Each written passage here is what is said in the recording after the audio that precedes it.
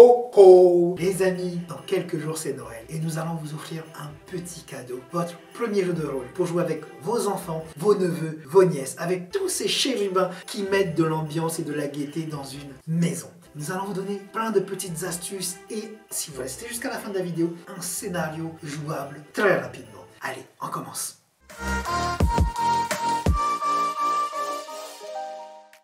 Yarana et bienvenue sur les chroniques de Zach Namael. C'est bientôt Noël et nous allons pouvoir faire jouer nos petits. Je vais vous expliquer tout de suite comment est-ce qu'on fait pour faire jouer des enfants très jeunes. Mais avant ça, juste avant, non, c'est pas une petite réclame. C'est juste des cadeaux que vous allez pouvoir offrir à vos amis, à tout votre entourage.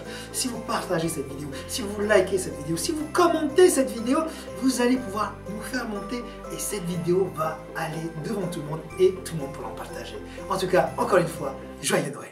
Conseil numéro 1. Nous sommes des adultes, nous avons l'habitude dans nos parties de jeux de rôle de parler d'alcool, de violence et de sexe. Là, on va proscrire tous ces thèmes. Pas de ça, messieurs, pas de ça, mesdames, d'accord? On joue avec des enfants, gardons l'esprit de Noël. Deuxième tips, et là c'est un tips de papa, lorsque nos chers bambins entrent dans une auberge, parce que tous les aventuriers entrent dans une auberge, il n'y a pas de bière, mais il y a des bols de chocolat chaud dans lequel on a mis des chamallows. Ça sent bon le cookie, ça sent bon le petit bonhomme pain d'épices. Il y a exactement toute l'ambiance que l'on va retrouver chez Honey Duck dans Harry Potter. Si vous ne vous rappelez plus, allez regarder. C'est toujours bien d'avoir des petites références. Astuce numéro 3. Utilisez un système simple. Quand on joue avec des petits qui ne savent pas compter, Shifumi, d'accord? Caillou, papier, ciseaux, ça marche toujours. S'ils savent un peu compter ou si vous voulez les aider sur les chiffres, un petit dé à 6 faces, vous lancez le dé. S'ils battent la difficulté que vous avez donnée, par exemple difficulté 2, allez hop, c'est passé. Ça marche? Quatrième astuce, une ambiance feel good. C'est-à-dire que vos joueurs vont s'entraider, se donner des coups de main et forcément, ça se finit bien. Le happy end est de rigueur.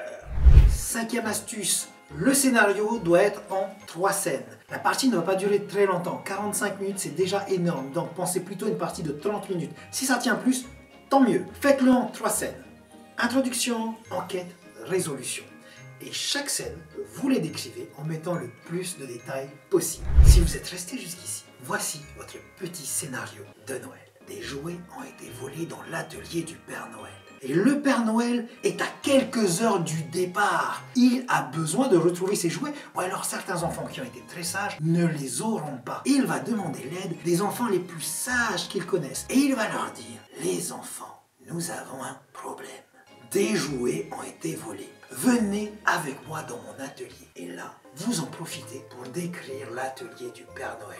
Avec des avions qui volent de partout, de toutes les couleurs, des petits lutins, des montagnes et des montagnes de cadeaux. Revoyez tous les films que vous avez vus où on voit l'atelier du Père Noël. Faites voyager vos enfants dans l'atelier du Père Noël. Et surtout, faites-les participer. Demandez-leur, qu'est-ce qu'on retrouve encore dans l'atelier du Père Noël? Tous les jouets qu'ils connaissent et avec lesquels ils ont envie de jouer. Et surtout, des jouets qu'ils ont commandés. Une fois que la description est terminée, là, l'enquête peut commencer. Déjà, ils vont trouver des traces de pas.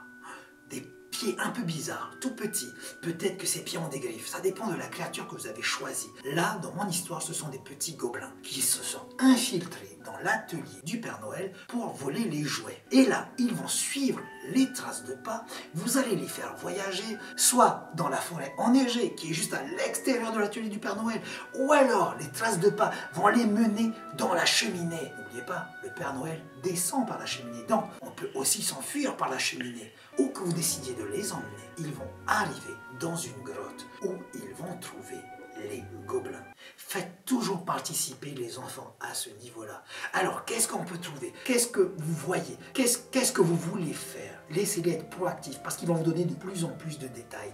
À l'âge de nos petits bambins, ils ont une imagination fertile. Enfin, l'épilogue, la résolution. Ça y est, nos aventuriers ont trouvé la grotte. Qu'elle soit dans la forêt perdue, qu'elle soit au bout de la cheminée, ils ont trouvé la grotte dans laquelle se trouvent les gobelins. Et les gobelins sont devant cette montagne de cadeaux. Et ils sont en train de se chamailler. Attention, pas disputer. Ils sont en train de se chamailler pour savoir « Oh, qu'est-ce qu'on fait? Des cadeaux, tatati tatata » Aux enfants, comment est-ce qu'ils vont agir? N'oubliez pas, nous sommes dans un jeu feel good. Pas de combats, des prouesses. D'accord? Pas je donne un coup de poing, non. Je vais sauter très haut en utilisant les bottes que m'a donné le Père Noël. Oui, j'ai oublié de le dire, mais dans la partie où le Père Noël leur parle, on peut leur donner des cadeaux qui vont leur permettre de voler, de devenir invisibles. Bref, donnez-leur des pouvoirs, c'est toujours sympathique. Et laissez vos enfants. En règle générale, les enfants ne vont pas combattre. Ils vont trouver des solutions super funky pour sortir d'une situation.